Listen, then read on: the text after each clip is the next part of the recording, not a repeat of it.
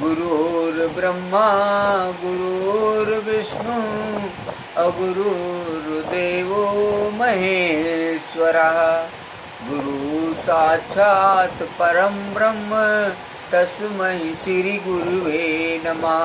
अखण्डमण्डलाकारं व्याप्तं येन चराचरं तत्पदं दर्शितं येन तस्मै श्री गुरुवे नमः। वर्णानां संज्ञानां रसानां छन्दसामपि मंगलानां च कर्तारो वन्दे वाणी विनायको।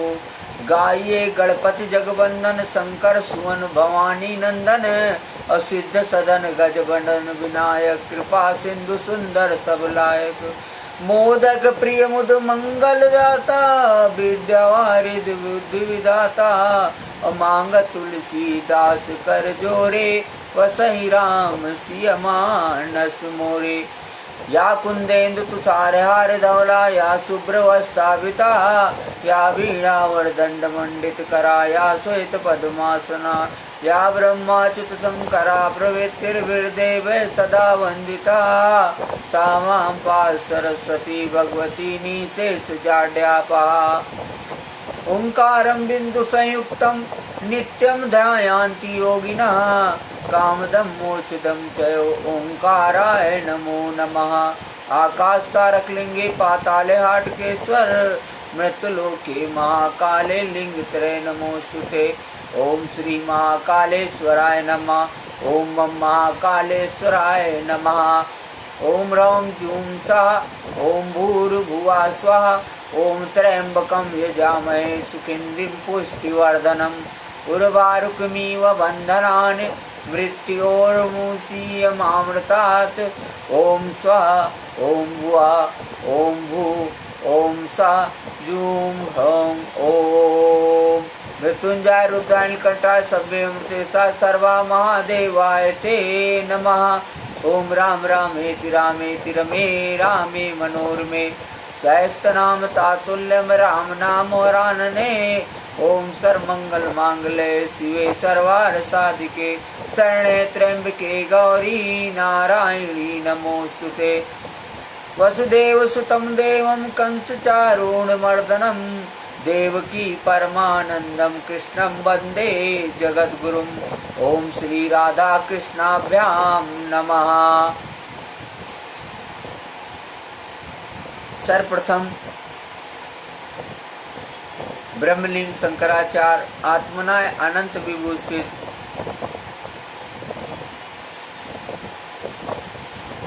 स्वामी माधवानंद सरस्वती जी महाराज जी के चरणों में कोटि कोटि नमन है। उपरांत सनातन धर्म सम्राट स्वामी करपात्री जी महाराज जी के चरणों में कोटि कोटि नमन है। परमहंस ब्रह्मलीन परम पूजनीय प्रातः स्मरणीय गुरुदेव परमहंस अत्रि मुनि महाराज जी के चरणों में कोटि कोटि नमन है। अद्वैतवाद के वाहक सनातन धर्म को पराकाष्ठा पे ले जाने वाले आदि गुरु शंकराचार्य जी के चरणों में कोटि कोटि नमन है। सनातन धर्म की जय हो। हरि ओम तत्सत हरि ओम तत्सत हरि ओम तत्सत। ओम तत्सवितुर्वरेण्यं भर्गो देवस्य धीमहि धियो यो नः प्रचोदयात्। ओम त्र्यंबकं यजामहे सुगन्धिं पुष्टिवर्धनम् उर्वारुकमिव बन्धनान् मृत्योर्मुक्षीयमामृतात्। ओम जातवेदस्य सुनाम सोमराति यतो नित्यहैति वेदः सा न पश्यत् दुर्गाण विश्वा नात्रयो सिंधुं द्वरितः त्यग्नि। ओम बोलो सताक्षरी गायत्री मैया की जय। विगत कई दिनों से मैं अमर कथा ओंकार की आप लोगों को सुना रहा हूँ। कल की कथा को जहाँ मैंने विश्राम दिया था, मैं आगे की कथा आज आपको बताऊंगा। आप लोगों को मैं पिछले भी कथाओं में बता चुका हूँ कि ओंकार ही शिव है, शिव ही ओंकार है। और ओंकार के मर्म और रहस्य को जानने के लिए ओंकार साधना का प्रथम सोपान मैं आत्मा हूँ ऐसा जीव को अनुभव करना पड़ेगा। और जीव को प्रज्ञानम ब्रह्म, अहम ब्रह्मास्मि, अयम आत्मा ब्रह्म, तत्वमसि ब्रह्म, या ब्रह्म वा ब्रह्म, मैं ब्रह्म, तू ब्रह्म, ऐसा भी देखने का प्रयास करना होगा। और आत्मा से आत्मा में रमण करने का प्रयास करते रहना है। कहना आसान है कि लेकिन ओंकार साधना एक तरीके का बड़ा ही कठिन मार्ग है। आसानी से कहा तो जा सकता है, लेकिन बिना सदगुरु के सानिध्य के कार्य बड़ा मुश्किल है। जैसे अभी आपसे कह दिया जाए, मान लीजिए आप किसी बीमारी से ग्रसित हो या बीमारी से ना ग्रसित हो और प्राणायाम करने का तरीका आपको ना पता हो, कोई सदगुरु आपको बतावे कि आप जो है सिद्धासन में बैठें और दाहिने हाथ के अंगूठे से अपने दाहिनी नासिका के दाहिने भाग को बंद करें और बाईं नासिका से 32 बार मनोमय रूप में ओम करते हुए वायु का पूरण करें, तो ये पूरक प्राणायाम हुआ। उसके उपरांत अपने दाहिने हाथ के अंगूठे से और जो आपकी अनामिका उंगली है उससे बाईं तरफ की नासिका दोनों को बंद करें और बंद करने के बाद मनोमय रूप से ओम का जप करते हुए 64 बार ओम करना है, मनोमय रूप से जप करना है। ऐसा जब आप करेंगे तो ये कुंभक प्राणायाम हुआ। उसके बाद में आप जो है अपने दाहिने हाथ के अनामिका उंगली से बाईं नासिका के बाईं भाग को आप बंद करें और दाहिने से वायु का रेचन करें। रेचन करते हुए 16 बार मनोमय रूप में ओम करना है।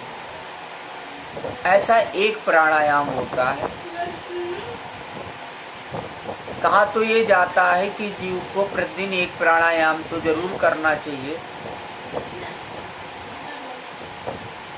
और आपको पता है कि जब हम पूरक, कुंभक और रेचक तीनों प्राणायाम करेंगे तो एक प्राणायाम होगा।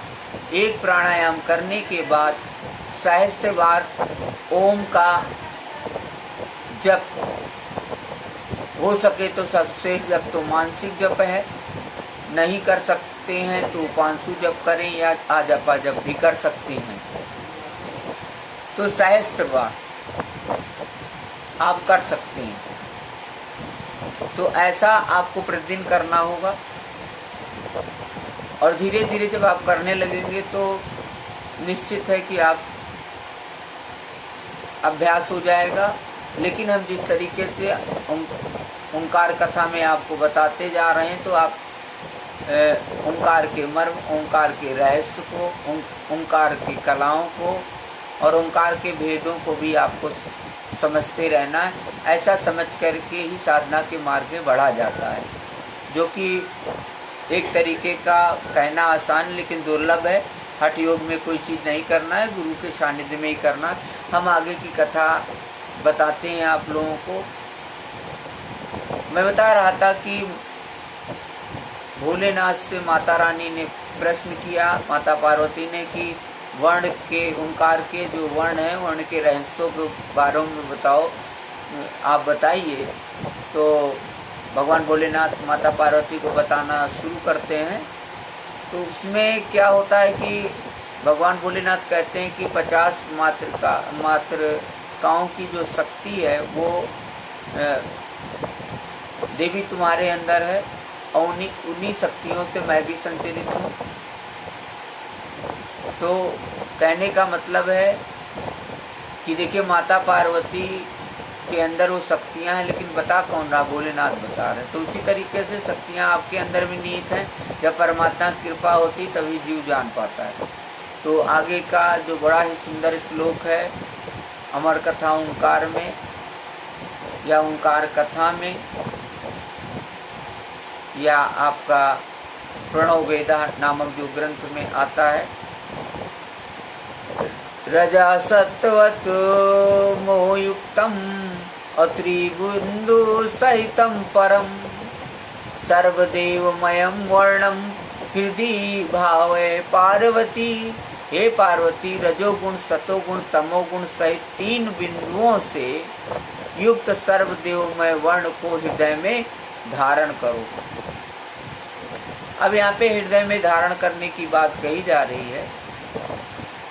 आपको पता है, तैत्तिरीय उपनिषद कहता है कि प्राण की व्युत्पत्ति नारायण होती,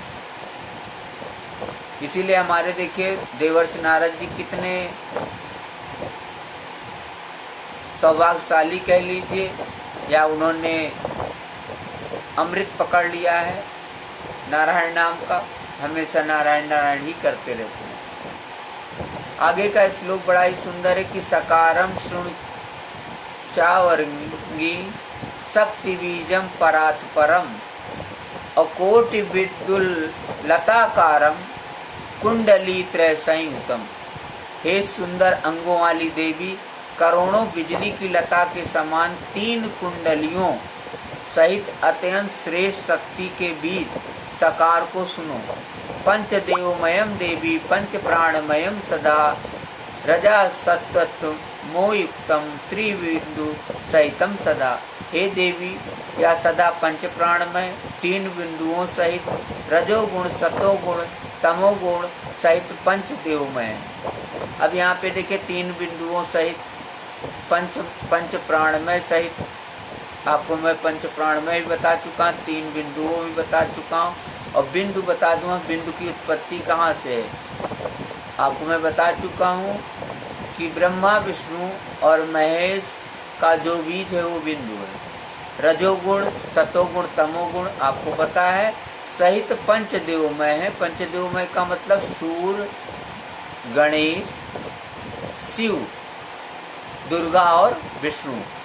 आगे का श्लोक है त्रिशक्ति सहितम वर्ण मात्मादि तत्व संयुतम प्रणमय सततम देवी हृदय भावय सुंदरी। हे सुंदरी देवी, आत्मा आदि तत्वों से संयुक्त 3 शक्तियों से संपन्न इस वर्ण को निरंतर प्रणाम करके हृदय में धारण करो। अब यहाँ देखिए सकार की व्याख्या करी, फिर आगे आ रहा है कि हकारम शृणु चावर्गिम चतुर्वर्ग प्रदायकम कुंडली त्रय संयुक्तम रक्त विदुल लतो मम। हे शोभनांगे, 3 कुंडलियों से संयुक्त लाल बिजली की लता के समान चतुर्वर्ग को देने वाले हकार को सुनो। अब चतुर्वर्ग को देने वाले, चतुर्वर्ग में मैंने बता रखा धर्म, अर्थ, काम, मोक्ष। आगे का श्लोक है रजा सत्वत्व मोयुक्तम पंचदेवमयम सदा पंच प्राणात्मकम वर्णम त्रिशक्ति सहितम सदा। बड़ा ही सुंदर श्लोक है। यह रजोगुण, सत्वगुण, तमोगुण युक्त सदा पंचदेवमय 3 शक्तियों सहित पंच प्राणात्मक वर्ण है। अब यहाँ पंचदेव में मैं बता चुका हूँ आपको, ये गुण है रजोगुण, सतोगुण, तमोगुण, ये आपको पता ही है। और पंचदेव में आपको मालूम है 3 शक्तियाँ हुई ब्रह्मा, विष्णु, महेश सहित पंच प्राणात्मक वर्ण, प्राण, अपान, उदान, समान, ये सब मैं बता ही चुका हूँ। वो पंच प्राणात्मक वर्ण है। त्रिविद्यु सहितम वर्णम हृदय भावे सुंदरी, छकारम श्रवणचारंगी कुंडली तय संयुक्तम। अब छकार वर्ण की व्याख्या करिए भगवान भोलेनाथ ने। तो माता पार्वती से कहते हैं कि हे सुंदरी शोभनांगे, 3 कुंडलियों से संयुक्त 3 बिंदुओं सहित छकार वर्ण को हृदय में धारण करो। चतुर्वर्गमयम वर्णम पंचदेवमयम सदा, पंच प्राणात्मकम वर्णम त्रिशक्ति सहितम सदा। अब यहाँ चतुर्वर्ग को देने वाले बताया, धर्म अर्थ काम मोक्ष को। सदा पंचदेव में आपको पता है कि सूर्य, गणेश,